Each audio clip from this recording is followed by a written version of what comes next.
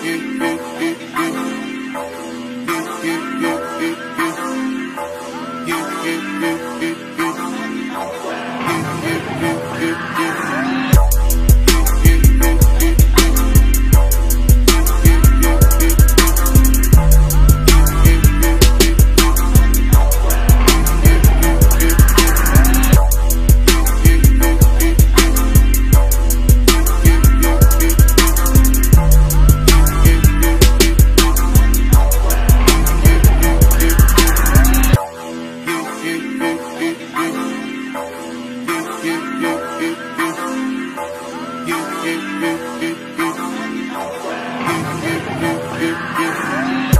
going on, y'all? Here with international journalist, the Media Prince, and today we're having conversations with Miss Andrea Leroy. Yeah.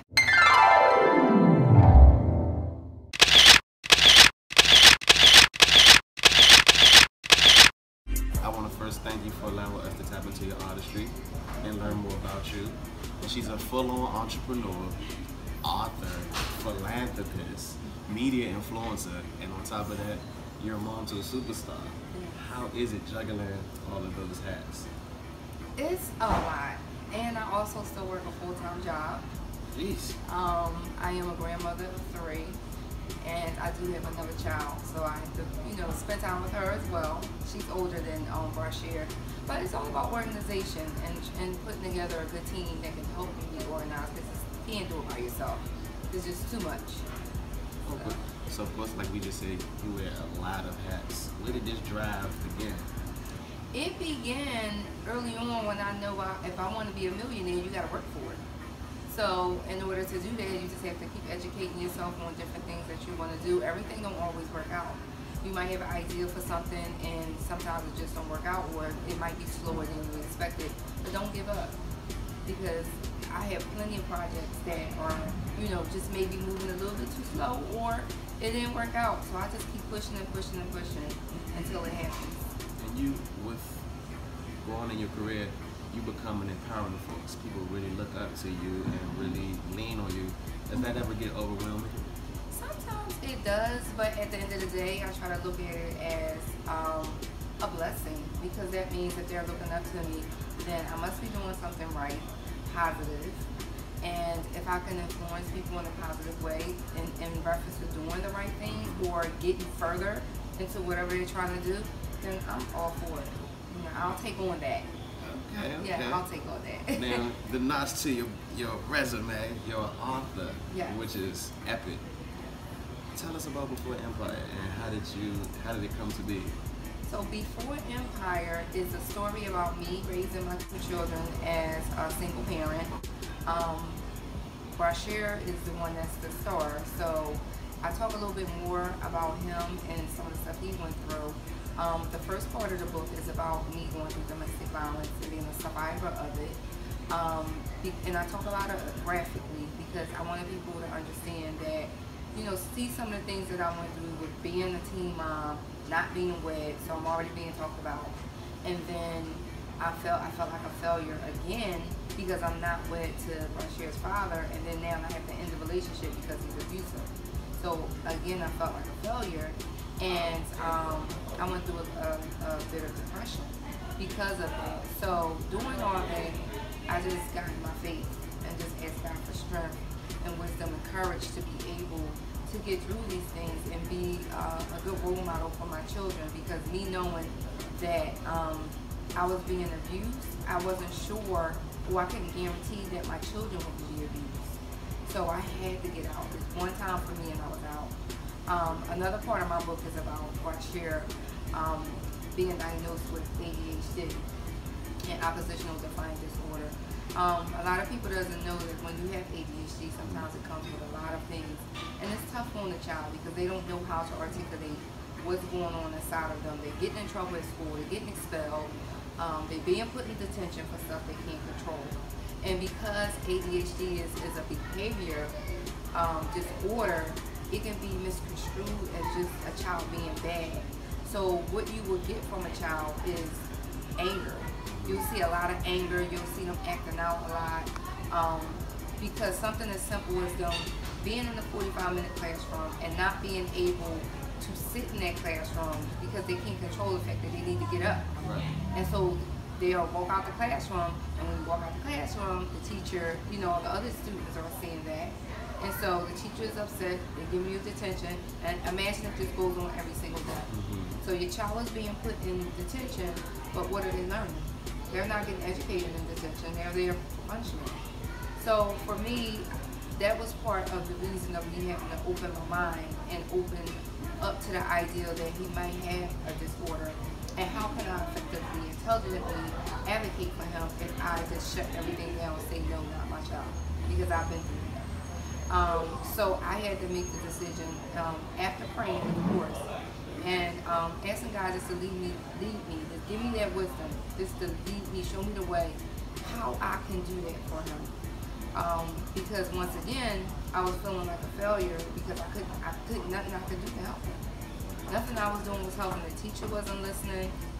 So it was all about me educating myself. So once I educated myself, it made my life so much better in respect to getting everyone on board and letting everyone understand that. And when I'm saying everyone, I mean his teachers, his coaches, because he was a football, basketball, I had him in everything. Just getting everyone to understand that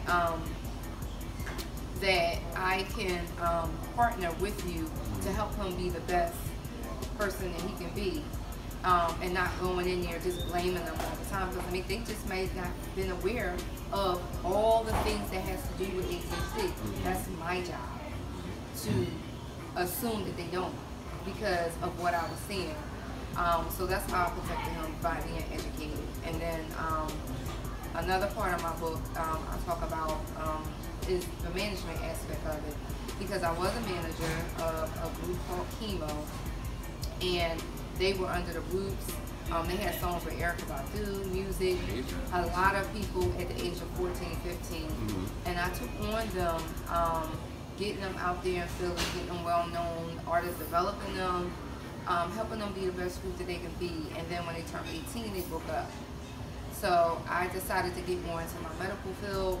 I went back to school for nursing. I'm still not finished, but I did go back, and I just stayed at my job. And then here comes my son, who I thought was going to be this football star or a basketball star, because we had people scouting him, and he got hurt real bad. And so I talk a little bit about that, and I talk about how our artists developed him, some of the skills that I use, and how I wore many hats, because I was his manager. I was personal assistant, I was personal manager, I was stage manager. I managed 13 dancers in a band. I had security. I had a social media manager. It's a lot of things, good tools in that book. I know it don't look that thick, but it's a lot of stuff in there. It's a lot of stuff in there. How I, my dancers were underage, so I had their parents sign agreements, allowing them to be with me. And because Jazz was older, I had to protect him. So I had to make sure that they understood that you had to dress appropriate. This is a dance class, not a twerk contest. So that's the phase right now. Right. Oh no, we didn't do that because my background is dance. So that's why I know how to put together shows and stuff like that. And I had to get them to understand that they couldn't date the artist. No drugs and drinking. They had to get good grades. I had someone watching their social media because I needed them to understand that you are part of Yaz's brand. So anybody around him, that's what the social media manager did. So anything that was out of line, I would coordinate with the parents, get on them. They only have one chance. You get one chance, you be forgiven, but 2 chances, that's it, because this is his brand. Either you with us or you not. So I taught them early on, and just trying to be organized with that, and getting everyone on board with rehearsals. We had rehearsals 3 and 4 times a week, 4 hours a day, and we had dress rehearsals. I taught the dancers and my son how to change clothes in between sets in like 2 minutes. I put together all his CDs and put it in a show format, because I can't stand for people to, one of my pet peeves is that I can't stand for people to perform over their full track. You should only have ad-libs And maybe because like my son had asthma, I had certain lyrics put in there to give him time, break time, that he can breathe because he was dancing and breathing and learning all that in a short period of time. I'm just letting you know it's about to be a lot of artists trying to reach out to you after they see you. Yeah, so yeah, so I had to put some things into the show CD and also teach them about an introduction. You don't just go out there gyrating, rapping, and saying this and saying that. No, your people want to see a show. So that's how I distinguish him from being a rapper and an entertainer. So there's nothing wrong with being a rapper, but I want him to be an entertainer because you're more marketable. And that means people would pay us $1,500 at the age of 15 for him to do a Sweet 16, for him to do a 20-minute set because they know I'm bringing a whole production. It's a whole show. When we did Sweet 16s, we had, he give gift cards, I would call the parents and make sure that it was okay. If it was a female, we give a Bath and Body Works gift card, maybe $25 or $50, just so they can get their lotions and stuff like that. And then he would have to bring 2 dozen of roses to the female. For the males, we did something a little different. And I had my DJ, I had the band, I had dancers, it was a whole production. And we had to have sound check, we had to have spot checks from the dancers. Because at times where we rehearse, might be where we're going to perform at, might be a smaller venue, so I had to teach them how to improvise. So it might not be the same setting as when we rehearse, so maybe we get there and I might only have to use 4 of you because I might have a space that's only allow that. And then I bought my own prompts. I had a smoke machine. I had, you know, all kind of prompts for him to change set. I was changing his set. Right. So I recall a time doing, it's this event called Welcome America. It was 4th of July. It's a big event, it's like a concert. And it's like a lot of people there, like millions of people, thousands of people there. And we did the event and some of his supporters, because I don't call them fans, they supporters. They came, there was a bunch of girls that came out, and how they would know Brashear was coming next was when they would see me set up the stage.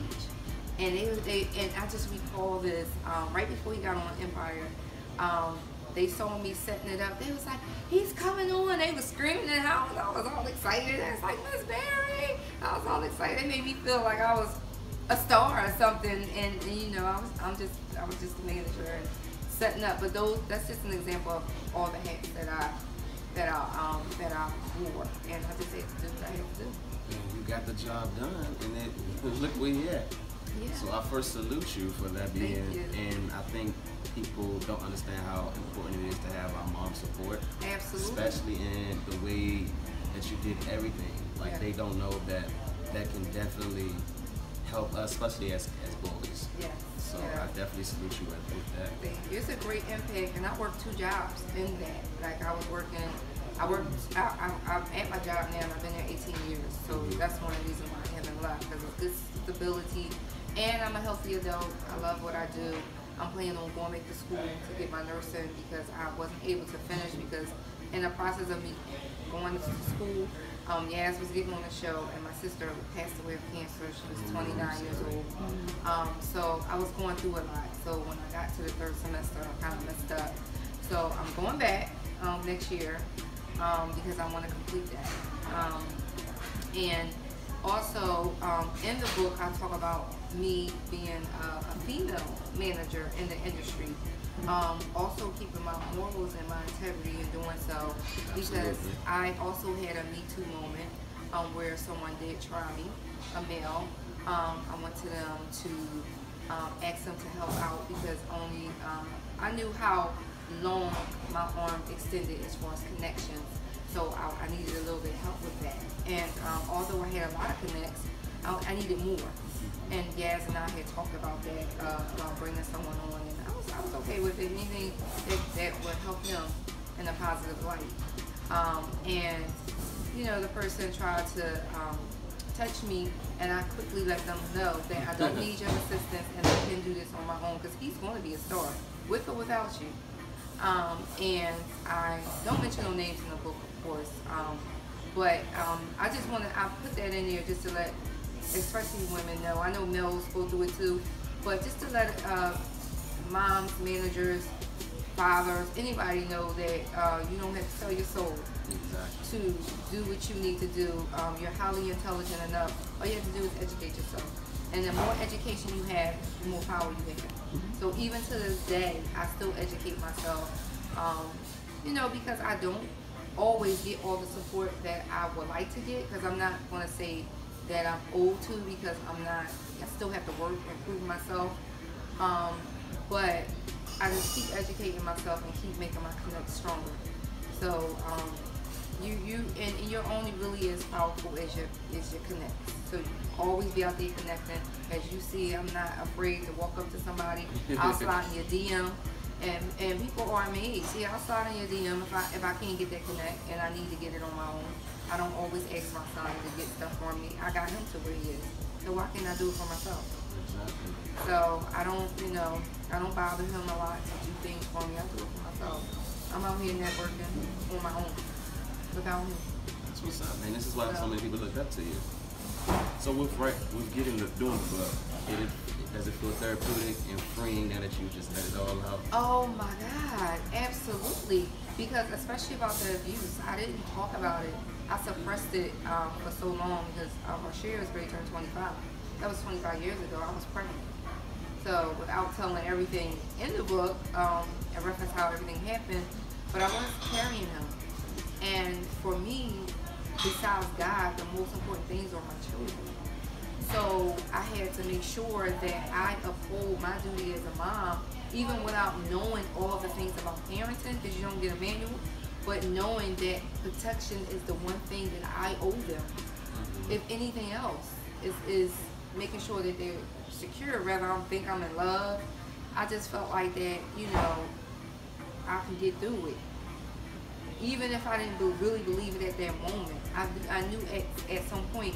And what I realize now is that all the things that I've been through in my life, is so many more. It's going to be a part 2 to this book. Okay. But it's so many things that I have been through. I realize that they are storms. Because if you think about it, when it rains and it's a storm, what happens? It goes away. But while it's storming, what do? We find shelter because we stay out the way. So what I'm learning is that at 46, great time 47, is that all the things we go through. 46. Thank you. Goodness gracious. Is that all the things that we go through in life, all the trials and challenges are storms. The hardest part though is the process. It's the process of getting through the storm. This is why we have suicide. This is how we have drug and alcohol addiction. This is why we have depression. It's the process, and that thing called life is a beast. And just making sure that you don't have negative people around you. Learning how to say no. To this day, right now, I am getting so much better at erasing negative people. Family, friends, foes, whatever. If it's not positive, and I don't mean somebody always a yes person. Because you can appropriately, intelligently tell your friend that they're doing something that's inappropriate in a loving manner. If it's out of love, you know that's authentic. You can feel it. It's like how we met. You can feel it. That's something that's in your heart, and you can see it. So I'm learning that this thing called life, you know, the things that I've been through are challenges. I just have to get better at getting through the process, because I too went through depression. And it's like it's an everyday challenge. It don't matter who you are or where you at in life. You know, that thing is real. So what advice would you give to a young lady or a young man that have, you know, a lot of talents, but they're stuck in a place where it's either a dark place or a negative place, and they can't get to the fulfillment of their divine purpose? The first thing I would do, whatever your faith is, you definitely have to get heavily in that. You have to, you know, if it's the words, the Quran, get into that and get closer to your God. You pray for wisdom. I never pray for food, water, or shelter, because wisdom is going to teach you how to get there. So I always pray for wisdom first, and then whatever I'm trying to do, I educate myself on it, and I find the resources, and I get my butt up, and I get out here and research. I don't care. It's been times where I didn't even have money to get to a different state, but I utilize my points because you travel so much. If you travel a lot, you got your points. You find a way. If it's plane, train, or automobile, you know, you make connections. Sometimes your connections can get you to the next state. So you got to get out here and network. Don't be afraid to walk up to somebody and like, hello, hey, this is what I do. What is it that you do? How can we help each other? It's all about that networking. So get out there, educate yourself, and don't be afraid to talk to people. Okay. With all that you already have going on, what's next for you? Next is my management company. I am managing a young man right now who is has a TV show coming out called Just Family, and he's a husband and 2 wives and 25 children, and they are the most loving family in the world. Wait, you said how many children? 25.